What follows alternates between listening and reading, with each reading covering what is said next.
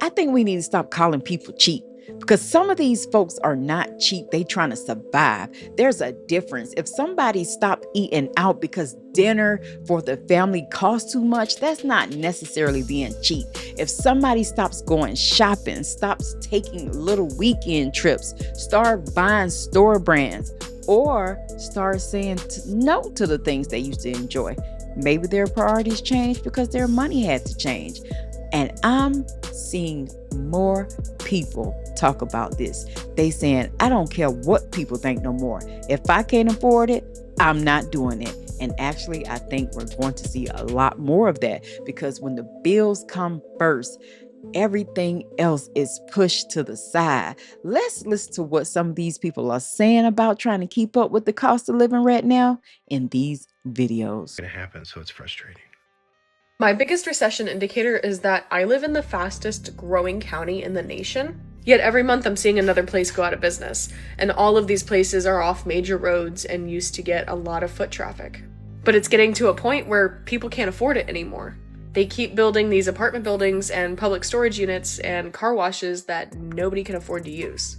A lot of these apartments right now are sitting empty. And it's because they'll advertise, only $1,650 a month for a 2-bedroom, which is already insane in itself.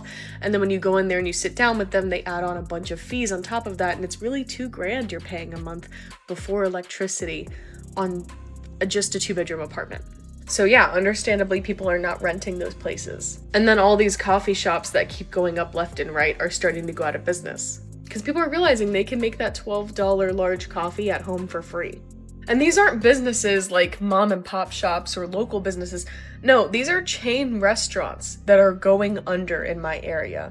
And if this is happening in my county, which is supposedly the fastest growing county in the nation, I can only imagine how bad it is everywhere else. And if nobody else won't say it, I'll say it. It's getting hard out here for a pimp. I have 2 neighbors that I used to speak to regularly. One just moved to Texas, and the other one moved somewhere else. Okay?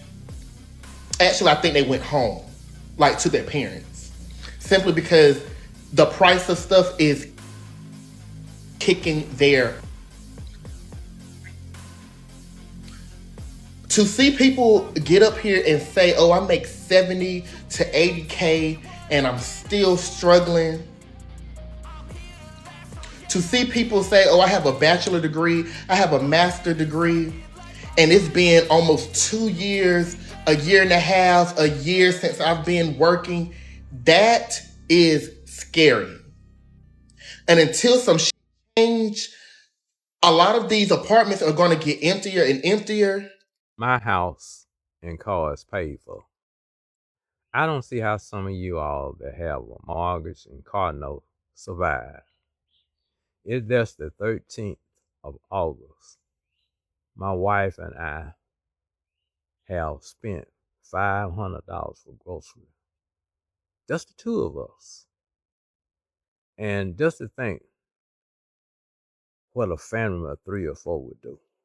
If it keep on going, the trend keep on going like it is, we gonna spend maybe $1,000 or $1,100 for groceries this month. It's ridiculous. Gas prices too high, grocery too high, mortgage too high, everything is high.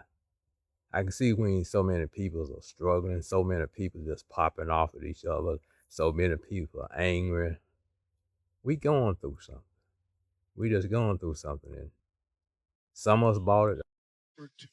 This economy is so jacked up right now.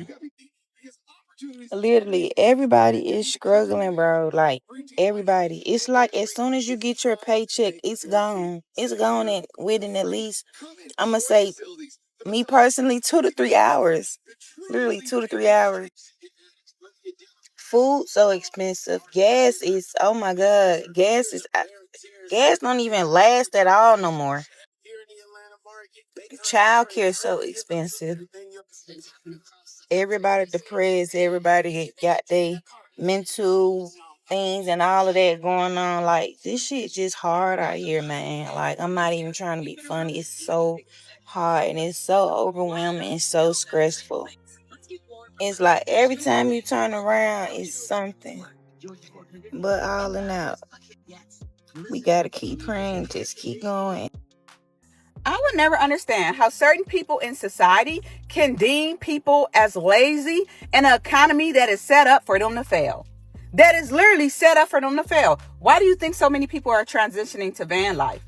Why do you think so many people no longer want to be homeowners? Why do you think the homeless rate has tripled? But that's a whole nother video, because this economy is set up for people to fail. Gas prices are high as hell. Food is high. Food is not even lasting a whole week or 2 weeks. We're not going to even talk about vegetables. We're not even going to talk about fruit. Just to eat healthy is so more expensive than to eat unhealthy. Think about that. But yet, you can deem somebody lazy that's faithfully getting up every week, punching the clock for over 40 plus hours a week, and it's still not enough. We're not even going to talk about the job market and the pay rates are not matching the level of education or the level of experience. We're not even going to talk about that. We're not going to talk about how so many people are working multiple jobs just to hold their head above water. We're not even going to talk about how some people paychecks is gone even before it gets deposited into their account. We're not even going to talk about how many Americans overdraft just to keep their head above water. But that's a whole nother video and a whole nother story. Stop calling people lazy if you don't know their story. So today is payday, and this is all I can afford. I can only afford dreaming about going outside. I can only afford to think about going and enjoying myself. I can only afford to think about happy hour. Can't travel, can't go to the beach. Nope, none of that. I've paid my bills. I have food in the freezer and in the fridge.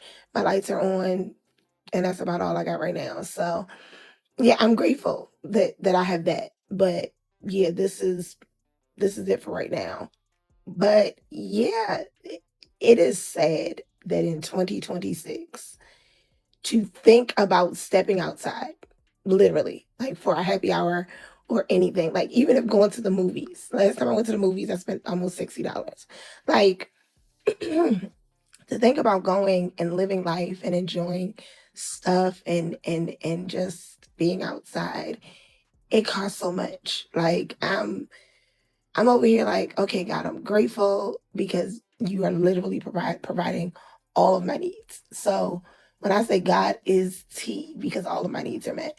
But I also think it's kind of sad that like literally just going outside and eat. And I remember back in the day, if you had a good $25, $30, $40, you could go take yourself out to eat. You could go enjoy yourself. Had time just to park somewhere is $25, $30 for a few hours. So yeah, I am grateful, but this is also reality. So, yeah, I don't know. Does anybody else have these moments where you look around and you're like, so this is my life?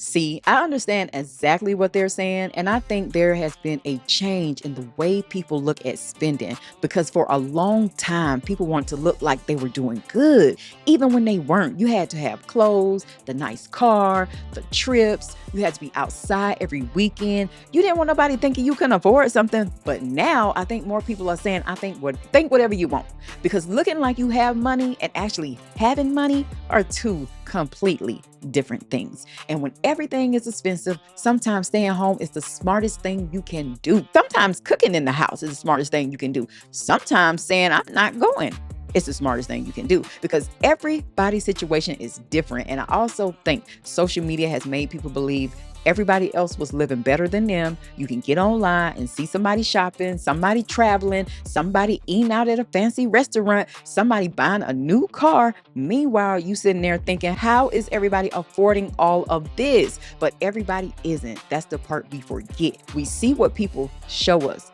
We don't see their bank accounts. We don't know what bills they behind on. We don't know what went on their credit card. We don't know anything. So I'm at the point where I think people need to do what's best for their household. I think if you need to stay at home, stay at home.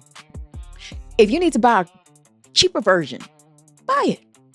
If you need to tell somebody, No, ain't in my budget. Just say it.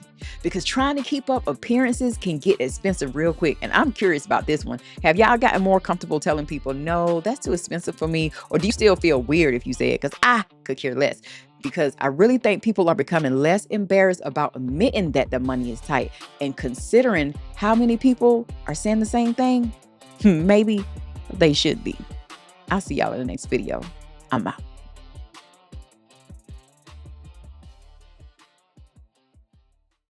True, don't get sugar-coated.